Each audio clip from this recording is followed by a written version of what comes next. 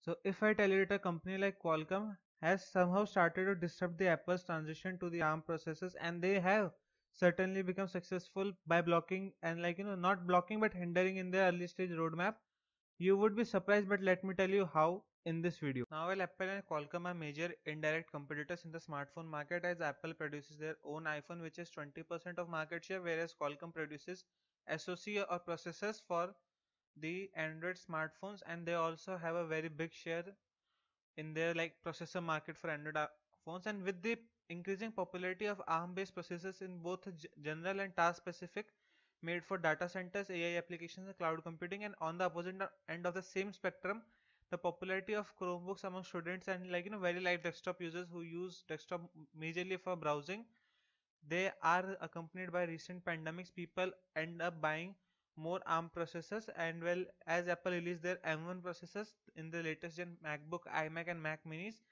these two tech giants are inevitable to go head on against each other in the upcoming years in the battlefield of ARM based desktop and laptops for having better performance and capturing the current share of the market.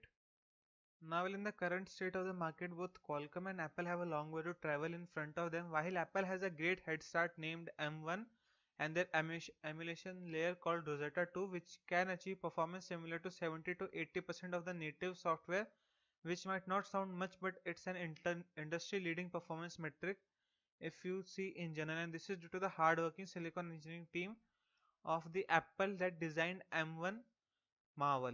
But in 2018 or 2019, they left Apple and partnered with Tensor engineers from Google and started a new startup in Silicon Valley called Nuvia. And the goal is to make ARM processors dedicated for this server and data. So well, I missed the part here. It generally takes 3 to 5 years for development of a latest generation processor that might be on design board half a decade ago. So you should again consider what's that the thing that you call the high tech.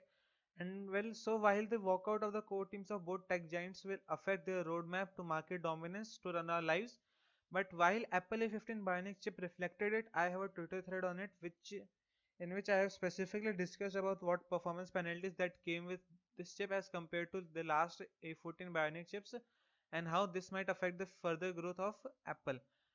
Now with 3 years from its inception, Nuvia probably had some progress to show to the market, and here comes the good or bad villain of our story, Qualcomm. So Qualcomm recently acquired Nuvia and now announced that they will enter enterprise market really soon. Meanwhile, they will keep releasing more and more processors for Chromebook, accompanied by Microsoft designing their own ARM chips for putting in serious efforts for develop Windows for ARMs and ARM processors basically, for which might be a perfect recipe to rise of ARM and forcing developers to make ARM compatible software, drivers, and most important thing, games. Well, as this race of ARM goes on, we will see companies like Intel, AMD, and probably Nvidia also launching their own ARM-based CPUs to make more affordable yet more efficient and powerful PCs.